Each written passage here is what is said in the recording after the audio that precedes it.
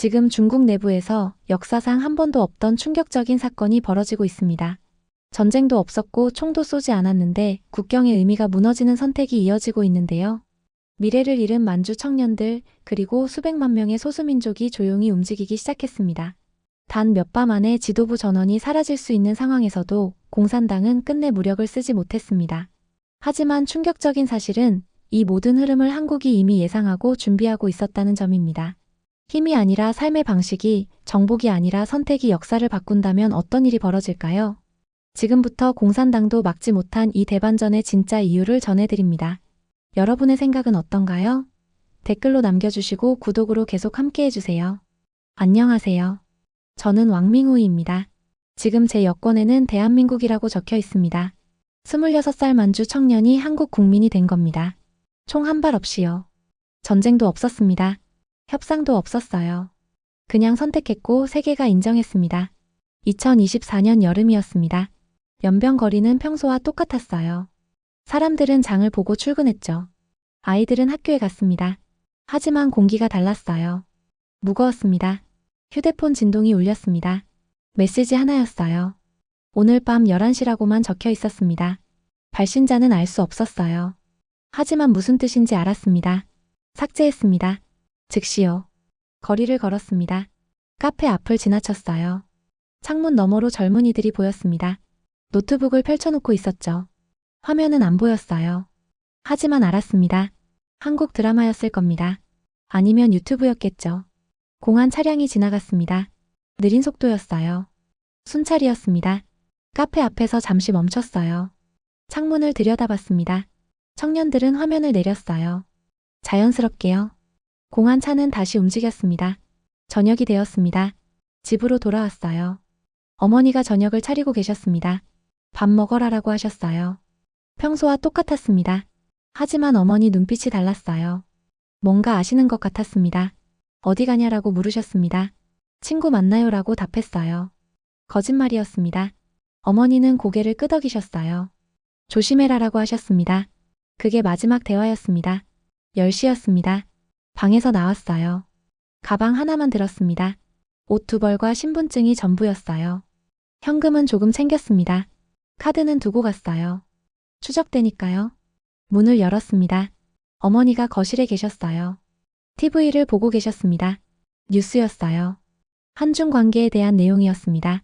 어머니는 저를 보지 않으셨어요. 그냥 말씀하셨습니다. 잘 가거라. 눈물이 났습니다. 참았어요. 대답은 못했습니다. 그냥 나왔습니다. 거리는 어두웠습니다. 가로등 불빛만 있었어요. 약속 장소로 향했습니다.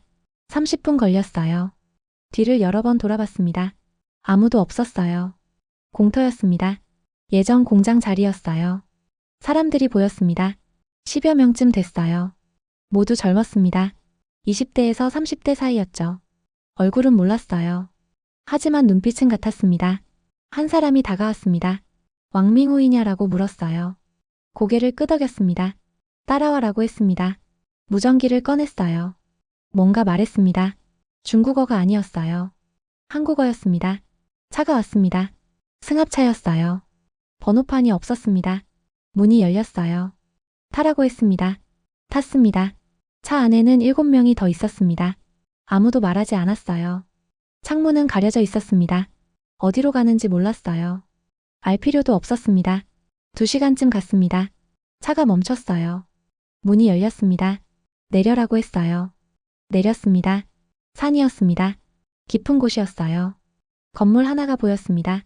불이 꺼져 있었어요. 하지만 안에 사람이 있었습니다. 느껴졌어요. 들어갔습니다. 홀이었어요. 사람들이 가득했습니다. 100명은 넘어 보였어요. 모두 조용했습니다. 한 남자가 앞에 섰습니다. 40대쯤 됐어요. 다들 왔나라고 물었습니다. 누군가 얘라고 답했어요. 시작한다라고 했습니다. 스크린이 켜졌습니다. 지도였어요. 만주 전체였습니다. 붉은 점들이 찍혀 있었어요. 여기가 우리 위치다라고 남자가 말했습니다. 그리고 여기가 목적지다. 화면이 바뀌었습니다. 한반도였어요. 남쪽이었습니다. 서울이라고 적혀 있었어요. 오늘부터 우리는 움직인다라고 남자가 말했습니다. 중국은 막지 못한다. 이미 늦었다. 숨소리만 들렸습니다. 100여 명의 숨소리였어요. 한국이 우리를 기다리고 있다라고 남자가 계속했습니다. 준비는 끝났다. 이제 우리만 결정하면 된다. 손이 올라갔습니다. 하나씩요. 그리고 모두요. 저도 들었습니다. 좋다라고 남자가 말했습니다. 이제 우리는 한국인이다. 총을 들지 않았는데 국경이 먼저 사라졌습니다. 그날 밤 이후 모든 게 빨라졌습니다. 산속 건물에서 나온 뒤 우리는 흩어졌어요. 각자 정해진 경로로 움직였습니다. 연락은 끊겼어요. 하지만 계획은 진행되고 있었습니다. 사흘째 되던 날이었습니다. 뉴스가 나왔어요. 중국 관영 매체였습니다. 동북 지역 일부 주민 이동 확인이라는 제목이었죠. 짧은 기사였어요. 구체적인 내용은 없었습니다. 댓글창이 폭발했습니다. 반역자들 매국노 처벌하라 같은 말들이 쏟아졌어요. 하지만 정부 발표는 없었습니다. 공안 움직임도 없었어요. 이상했습니다. 중국이 가만히 있을 리 없었어요. 소수민족 문제에 민감한 나라였습니다. 티베트에서는 시위만 해도 즉각 진압했었죠. 위구르에서는 감시 카메라가 골목마다 있었어요. 그런데 이번엔 달랐습니다. 아무 조치도 없었어요. 일주일이 지났습니다. 더 많은 사람들이 움직였어요. 연변뿐 아니었습니다. 목단강에서도 하얼빈에서도 청년들이 사라졌죠. SNS에는 실종자 찾습니다 라는 글이 올라왔어요. 가족들이 올린 거였습니다. 공안이 움직였습니다. 가족들을 불렀어요. 조사했습니다. 어디 갔느냐, 누구와 연락했느냐 물었죠. 하지만 거기까지였어요. 체포는 없었습니다. 수색도 없었어요. 20일째 되던 날이었습니다. 베이징에서 회의가 열렸어요. 중앙민족사무위원회였습니다. 비공개 회의였죠. 하지만 소문은 돌았어요. 막을 수 없다는 결론이 나왔다고 했습니다. 무력 사용 불가라는 지침이 내려왔다고 했어요. 왜일까요? 중국에게 힘이 없어서가 아니었습니다. 군대가 부족해서도 아니었어요. 그들은 막을 수 있었습니다. 충분히요. 그런데 막지 않았습니다. 한 달이 지났습니다. 국제 언론이 움직이기 시작했어요. BBC가 첫 보도를 했습니다. 만주 청년층 대규모 이탈이라는 제목이었죠. 로이터가 뒤따랐어요. 중국 동북부 인구 유출 심화라고 보도했습니다. 중국 외교부가 반응했습니다. 정례 브리핑에서였어요. 일부 주민의 개인적 선택이라고 말했습니다. 국가 안보와 무관하다고 했죠. 개인적 선택이라고요? 수백 명이 동시에 움직이는 게요. 여러 도시에서 같은 시기에요. 아무도 믿지 않았습니다. 하지만 중국은 그 입장을 바꾸지 않았어요. 티베트에서도 움직임이 포착됐습니다. 라싸 인근에서 청년 수십 명이 사라졌어요. 위구르에서도 마찬가지였습니다. 우르무치 청년층이 집단으로 이동했죠. 내몽고에서는 더 노골적이었습니다. 대학생 100여 명이 공개적으로 출국 신청을 했어요. 한국행이라고 명시했습니다. 공안이 조사했습니다. 하지만 저지하지 않았어요. 출국 서류를 반려하지도 않았습니다. 이상한 일이었습니다. 체제를 위협하는 움직임인데요. 공산당이 가장 경계하는 일인데요. 그런데 손을 놓고 있었습니다. 40일째 되던 날이었습니다. 내부 문건이 유출됐어요. 중앙정치국 회의록이었습니다. 3페이지였죠. 핵심은 한 문장이었습니다. 무력 개입 시 국제 여론 악화 및 내부 동요 확산 우려. 그제야 알았습니다. 중국이 왜 막지 못했는지요. 막을 힘이 없었던 게 아니었습니다. 쏠 이유가 없었던 겁니다. 총을 쏘는 순간 전 세계가 지켜볼 테니까요. 카메라가 돌아갈 테니까요. 그럼 중국은 설명해야 했습니다. 왜 자국민에게 총을 겨눴는지요. 더 큰 문제가 있었습니다. 총을 쏘면 다른 지역도 들고 일어날 거였어요. 신장도 티베트도 내몽고도요. 전국적인 동요가 시작될 거였습니다. 그래서 중국은 선택했습니다. 가만히 있기로요. 개인의 선택이라고 포장하기로요. 하지만 그게 끝은 아니었습니다. 오히려 시작이었어요. 왜냐하면 청년들은 계속 움직였으니까요. 중국이 막지 않는다는 걸 확인했으니까요. 50일째, 60일째, 70일째. 숫자는 늘어만 갔습니다. 중국 내부에서 목소리가 나오기 시작했어요. 왜 놔두느냐, 강력 대응하라, 강경파들이었습니다. 하지만 정부는 움직이지 않았어요. 움직일 수 없었습니다. 이미 국제사회가 주시하고 있었으니까요. 한국이 준비하고 있었으니까요. 막을 힘이 없었던 게 아니라 쏠 이유가 없었습니다. 왜 우리가 떠났을까요? 그 질문에 답하려면 새해전으로 돌아가야 합니다. 제가 23이었을 때요. 대학을 졸업했습니다. 연변대학교 경영학과였어요. 성적은 나쁘지 않았습니다. 상위 15% 안에 들었죠. 토익 점수도 900점이 넘었어요. 취업 준비를 시작했습니다. 이력서를 100여 곳에 보냈어요. 답장은 10곳도 안 왔습니다. 면접은 3번 봤죠. 다 떨어졌어요. 이유는 간단했습니다. 경력 없음 연령 초과 자격 미달이었어요. 23이 연령 초과라고요. 경력이 어떻게 있겠어요. 갓 졸업했는데요. 친구 리준이 있었습니다. 같은 과였어요. 성적은 저보다 좋았습니다. 장학금도 받았죠. 토익은 950점이었어요. 리준도 떨어졌습니다. 100여 곳 지원했는데 합격은 없었어요. 결국 리준은 배달 일을 시작했습니다. 하루 12시간 일했어요. 한 달에 3,000 위안 받았습니다. 대졸자 초봉이 5,000 위안이던 시절이었죠. 또 다른 친구 장웨이가 있었습니다. 공무원 시험을 준비했어요. 2해째였습니다. 하루 15시간 공부했죠. 올해는 되겠지라고 장웨이가 말했습니다. 하지만 안 됐어요. 경쟁률이 200대 1이었습니다. 3해째 도전했습니다. 또 떨어졌어요. 그만둘까라고 장웨이가 말했습니다. 뭘 하고 살지라고 물었어요. 대답할 수 없었습니다. 시험은 늘어만 갔습니다. 공무원 시험, 국영기업 시험, 교원 임용 시험. 자리는 그대로인데 응시자는 매년 늘었어요. 집값도 문제였습니다. 연변에서 아파트 한 채가 100만 위안이었어요. 제 연봉으로는 30년 모아야 살 수 있었습니다. 밥 안 먹고 월세 안 내고 아무것도 안 쓰고요. 그런데 집값이 떨어지기 시작했습니다. 100만 위안에서 70만 위안으로요. 좋은 일 같았어요. 하지만 아니었습니다. 집을 산 사람들이 망했어요. 대출이 남았는데 집값은 떨어졌으니까요. 팔 수도 없었습니다. 사는 사람이 없었어요. 부모님도 집을 샀었습니다. 20해 전에요. 그때는 30만 위안이었죠. 지금은 50만 위안쯤 됐어요. 20해 동안 20만 위안 올랐습니다. 한국은 달랐습니다. 드라마에서 봤어요. 젊은 사람들이 카페에서 노트북을 펼치고 일했습니다. 퇴근 후에는 친구들과 맥주를 마셨죠. 주말에는 여행을 갔어요. 부러웠습니다. 돈이 아니라 여유였어요. 선택할 수 있다는 거였습니다. 우리는 선택할 수 없었어요. 시험을 보거나 배달을 하거나 공장에 가거나 그게 전부였습니다. 차별도 있었습니다. 조선족이라는 이유로요. 너희는 중국인이 아니다라는 말을 들었어요. 한국으로 가라고 했습니다. 재밌는 건 한국 가는 것도 막았다는 겁니다. 비자가 안 나왔어요. 심사가 까다로웠습니다. 불법 체류 우려라는 이유였죠. 갈 곳도 없었습니다. 있을 곳도 없었어요. 리준이 말했습니다. 우리는 졌어. 뭘 졌는데라고 물었어요. 모르겠어. 근데 진 거 같아라고 답했습니다. 맞았습니다. 우리는 졌습니다. 싸워보지도 못하고요. 시작할 기회가 없었으니까요. 일자리는 줄었고 집값은 폭락했고 미래는 보이지 않았습니다. 그래서 체념했습니다. 분노도 했어요. 하지만 아무것도 바뀌지 않았습니다. 그때 메시지가 왔습니다.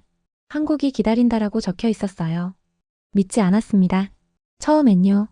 하지만 계속 왔어요. 여러 경로로요. 일자리가 있다, 차별이 없다, 기회가 있다. 거짓말 같았습니다. 하지만 확인했어요. 한국 뉴스를 봤습니다. 유튜브를 찾아봤죠. 사실이었습니다. 한국은 달랐어요. 청년들이 기회를 얻었습니다. 노력하면 결과가 나왔어요. 그래서 결심했습니다. 떠나기로요. 우리는 졌던 게 아니라 시작할 기회가 없었습니다. 한국 드라마를 처음 본 건 19살 때였습니다. 친구 집에서였어요. 몰래 봤습니다. 불법이었으니까요. 화면 속 서울은 깨끗했습니다. 거리에 쓰레기가 없었어요. 사람들은 줄을 섰습니다. 지하철에서도 버스 정류장에서도요. 저건 연출이야 라고 친구가 말했습니다. 진짜 저럴 리 없어라고 했죠. 그런데 유튜브에서 똑같은 풍경을 봤습니다. 일반인이 찍은 영상이었어요. 거리는 드라마와 같았습니다. 이상했습니다. 연출이 아니었어요. 그 후로 계속 찾아봤습니다. 한국 예능, 한국 뉴스, 한국 브이로그. 모두 VPN으로 접속했어요. 걸리면 처벌받았으니까요. 21살 때였습니다. 한국 병원 영상을 봤어요. 응급실이었습니다. 환자가 왔고 의사가 즉시 진료했죠. 보험증 확인도 안 했어요. 생명부터 살리고 나중에 계산한다라고 자막이 나왔습니다. 믿기지 않았습니다. 우리는 달랐어요. 병원에 가면 돈부터 냈습니다. 없으면 진료를 안 해줬어요. 22살 때 본 영상이 있었습니다. 한국 편의점 알바생이었어요. 시급이 10,000원이라고 했습니다. 우리 돈으로 60위안쯤 됐죠. 우리는 시급이 20위안이었습니다. 3배 차이였어요. 물가가 비싸서 그래라고 누군가 댓글을 달았습니다. 확인해봤어요. 한국 물가는 중국보다 2배쯤 비쌌습니다. 그럼 실질 소득은 우리보다 50% 높은 거였어요. 부러웠습니다. 하지만 그게 전부가 아니었어요. 24살 때였습니다. 한국 회사 영상을 봤어요. 회의 장면이었습니다. 신입사원이 부장에게 의견을 냈어요. 그건 아닌 것 같습니다. 라고요. 부장은 들었습니다. 왜 그렇게 생각해? 라고 물었어요. 신입사원이 설명했습니다. 부장이 고개를 끄덕였죠. 좋은 지적이네라고 말했습니다. 우리 회사에서는 상상도 못할 일이었습니다. 신입이 상사 의견에 반대하면 찍혔어요. 승진도 못했습니다. 한국은 달랐습니다. 직급보다 논리였어요. 나이보다 실력이었습니다. 질서도 달랐습니다. 횡단보도에서 차가 멈췄어요. 사람이 지나갈 때까지요. 경찰이 없어도 그랬습니다. 우리는 차가 안 멈췄어요. 사람이 피해야 했습니다. 경찰이 있어도 마찬가지였죠. 존엄도 달랐습니다. 한국에서는 알바생한테도 존댓말을 썼어요. 손님이요. 주세요 감사합니다 라고 말했습니다. 우리는 반말이었습니다. 이거 줘 빨리해였어요. 알바생은 사람 취급을 못 받았습니다. 25살이 됐습니다. 한국 관련 영상을 100개쯤 본 것 같았어요. 드라마, 예능, 뉴스, 브이로그 가리지 않았습니다. 하나씩 보이기 시작했습니다. 한국이 작동하는 방식이요. 규칙이 있었습니다. 모두가 지켰어요. 어겨도 처벌받지 않는데도요. 자발적이었습니다. 신뢰가 있었습니다. 정부를 믿었어요. 완전히는 아니었습니다. 하지만 최소한의 믿음은 있었죠. 기회가 있었습니다. 노력하면 결과가 나왔어요. 100%는 아니었습니다. 하지만 가능성은 있었어요. 우리는 없었습니다. 규칙도 신뢰도 기회도요. 리진과 이야기를 나눴습니다. 한국은 진짜 저럴까라고 물었어요. 모르겠어라고 리진이 답했습니다. 근데 우리보다는 나을 것 같아라고 했죠. 맞았습니다. 확신할 수는 없었어요. 하지만 느껴졌습니다. 한국은 사람을 대접했습니다. 나이가 어려도 직급이 낮아도 돈이 없어도요. 사람이기에 존중받았어요. 우리는 달랐습니다. 나이 많아야 직급 높아야 돈 많아야 대접받았어요. 금지됐기에 더 찾아봤습니다. 걸릴까봐 조심했지만 멈출 수 없었어요. 한국은 금지된 나라였습니다. 하지만 꿈꾸는 나라이기도 했죠. 부러웠던 건 돈이 아니라 사람이 대접받는 방식이었습니다. 혼자서는 불가능했습니다. 중국을 떠나는 건 목숨을 거는 일이었어요. 걸리면 체포됐습니다. 감옥에 갔죠. 가족도 조사받았어요. 그래서 연결이 필요했습니다. 첫 메시지를 받은 건 25살 가을이었습니다. 모르는 번호였어요. 한국이 기다린다라고만 적혀 있었습니다. 삭제했습니다. 즉시요. 함정일 수 있었으니까요. 하지만 일주일 후 또 왔습니다. 다른 번호였어요.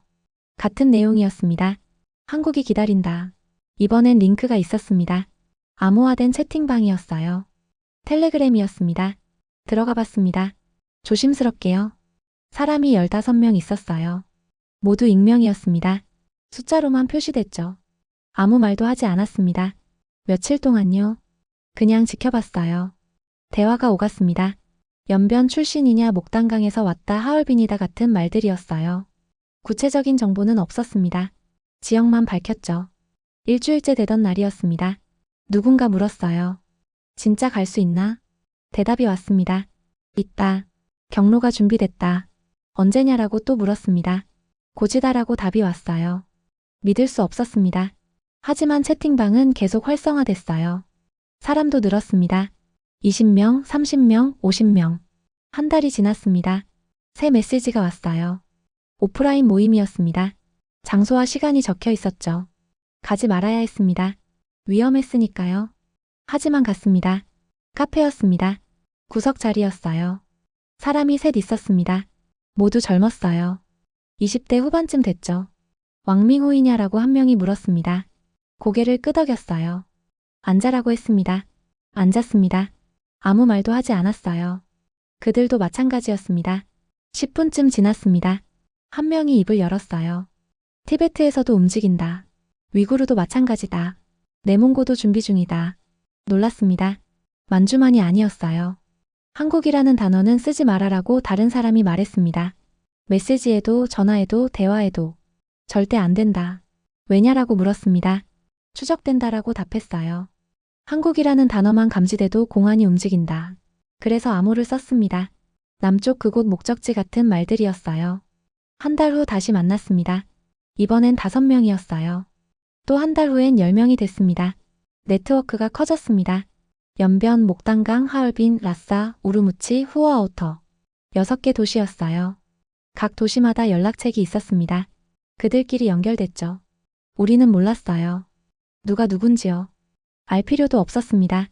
연결되면 위험하다라고 리준이 말했습니다. 한 명 잡히면 전부 잡힌다라고 했어요. 맞았습니다. 하지만 연결 없이는 불가능했어요. 메시지가 왔습니다. 준비됐나? 됐다라고 답했습니다. 가족은 어떻게 하나라고 물었어요. 대답할 수 없었습니다. 어머니 얼굴이 떠올랐죠. 데려갈 수 있나라고 다시 물었습니다. 아니다라고 답이 왔어요. 청년만 가능하다. 나이 든 사람은 힘들다. 가슴이 아팠습니다. 하지만 이해했어요. 빠르게 움직여야 했으니까요. 어머니에게 말할 수 없었습니다. 아버지에게도요. 알면 말렸을 테니까요. 그냥 떠나야 했습니다. 어느 날 갑자기요. 후회하지 않나라고 누군가 물었습니다. 채팅방에서였어요. 한다라고 답했습니다. 하지만 안 가면 더 후회할 것 같다라고 덧붙였어요. 여러 명이 동의했습니다. 맞다, 나도 그렇다, 같은 생각이다. 개인의 선택이었습니다. 하지만 혼자는 못했어요. 집단이 필요했습니다. 서로 모르는 사람들이지만요. 같은 꿈을 꾸는 사람들이었죠. 도망은 개인의 선택이지만 결정은 집단의 몫이었습니다. 공안이 움직이기 시작했습니다. 2024년 8월 중순이었어요. 새벽 4시에 문을 두드렸습니다. 리준의 집이었어요. 나와라고 공안이 말했습니다. 리준은 나갔어요. 차에 태워졌습니다. 조사를 받았습니다. 6시간 동안요. 누구를 만났나, 어디 갈 계획이냐, 한국과 연락했나 물었어요. 리준은 부인했습니다. 아무것도 모른다라고 했어요. 증거가 없었습니다. 풀려났죠. 하지만 시작이었습니다. 같은 날 하얼빈에서 3명이 체포됐어요. 우르무치에서는 5명이 조사받았습니다. 라싸에서도 움직임이 포착됐죠. 메시지가 왔습니다. 위험하다. 며칠 안에 실행된다. 며칠이요. 준비할 시간이 없었어요. 지도부를 노린다라고 다음 메시지가 왔습니다. 우리 연락책 전원이 타겟이다. 심장이 뛰었습니다. 빠르게요. 공안은 알고 있었습니다. 전부는 아니어도 윤곽은 파악했어요. 네트워크가 있다는 것, 조직적이라는 것, 곧 움직인다는 것. 그래서 선제 타격을 준비했습니다. 핵심 인물들을 동시에 체포하는 거였어요. 언제냐라고 물었습니다. 모른다. 하지만 이틀에서 사흘 아니다라고 답이 왔어요. 이틀에서 사흘이요. 그 안에 모든 걸 끝내야 했습니다. 긴급 메시지가 돌았습니다.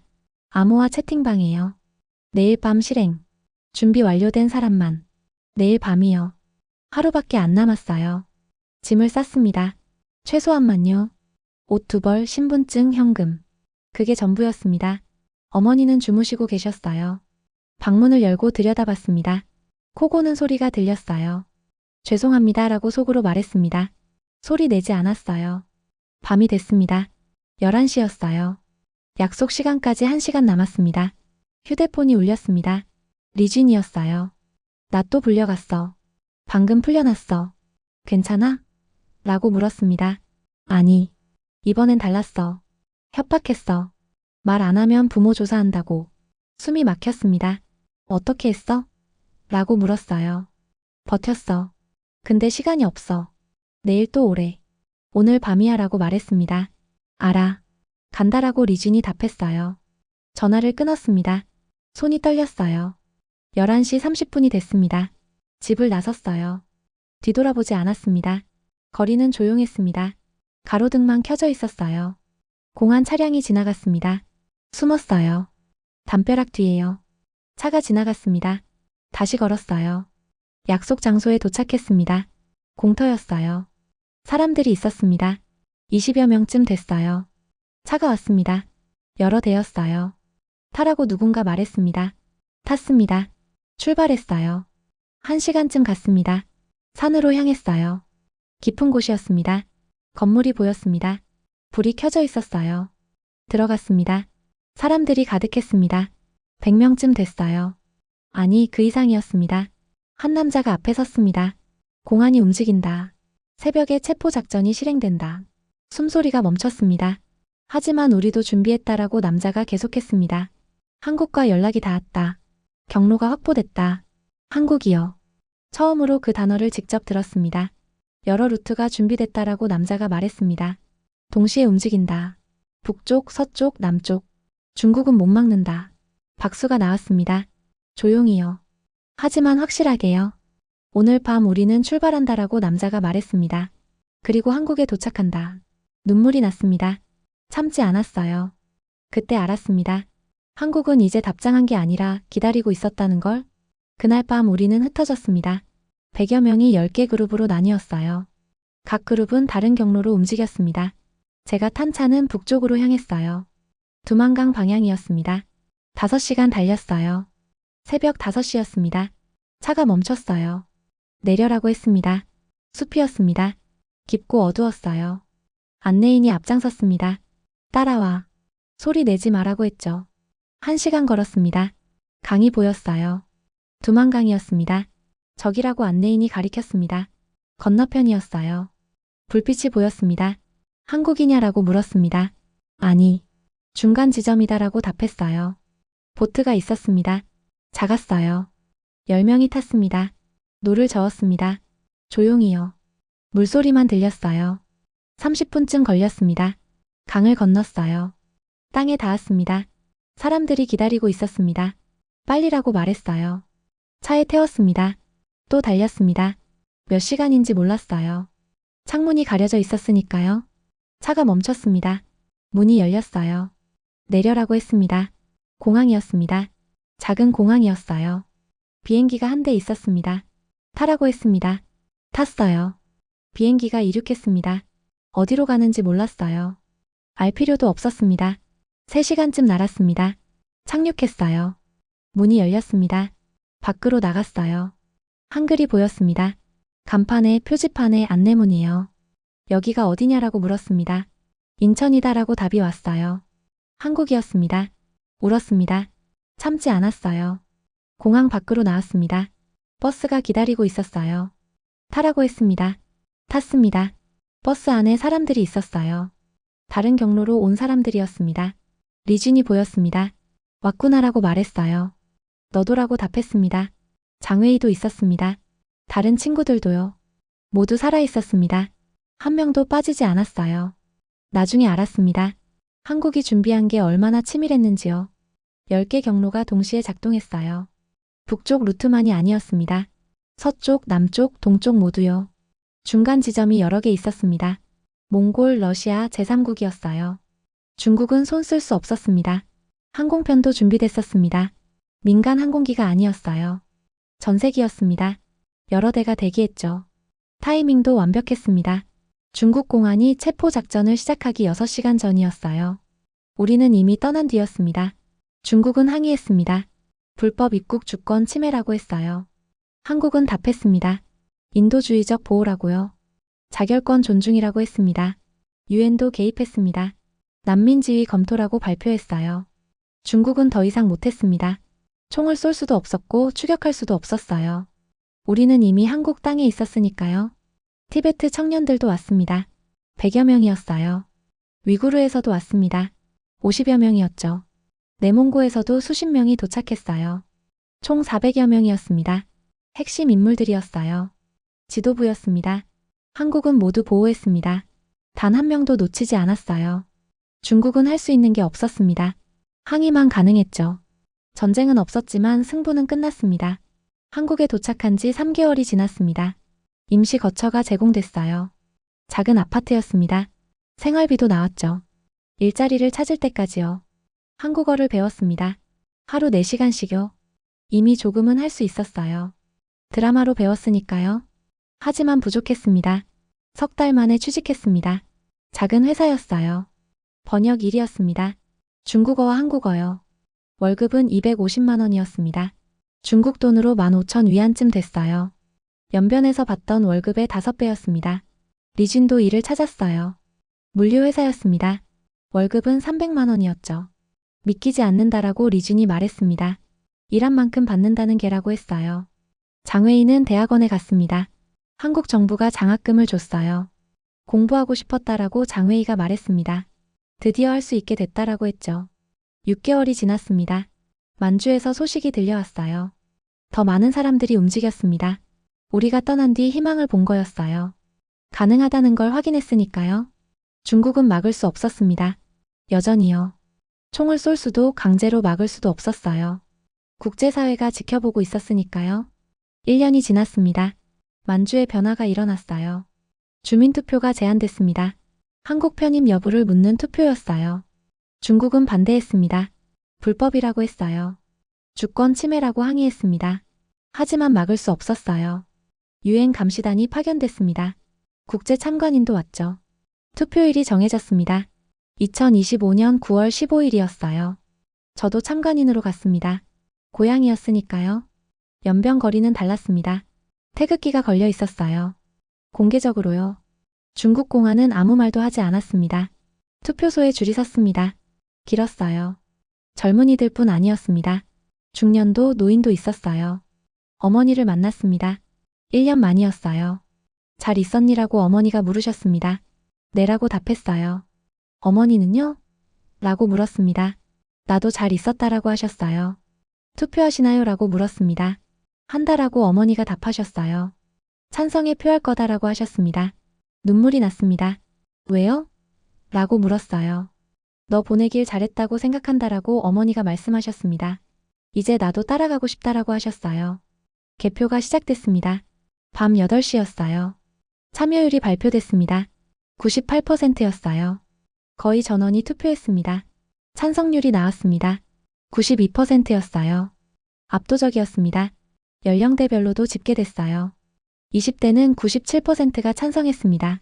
30대는 95%였죠. 40대도 90%가 넘었어요. 50대 이상도 80%가 찬성했습니다. 중국은 인정하지 않았습니다. 무효라고 선언했어요. 하지만 국제사회는 달랐습니다. 유엔이 인정했어요. 주민 자결권의 정당한 행사라고 발표했습니다. 미국도 인정했습니다. 유럽도, 일본도, 동남아시아도요. 중국은 혼자였습니다. 석 달 후 공식 발표가 났습니다. 만주 지역은 대한민국 영토로 편입됐어요. 전쟁 없이요. 총 한 발 없이요. 선택으로요. 리준이 말했습니다. 우리가 해냈다. 우리가 아니야 라고 답했어요. 주민들이 한 거야. 스스로 선택한 거야.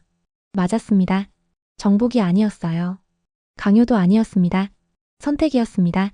압도적인요. 우리는 정복당하지 않았습니다. 우리가 골랐습니다.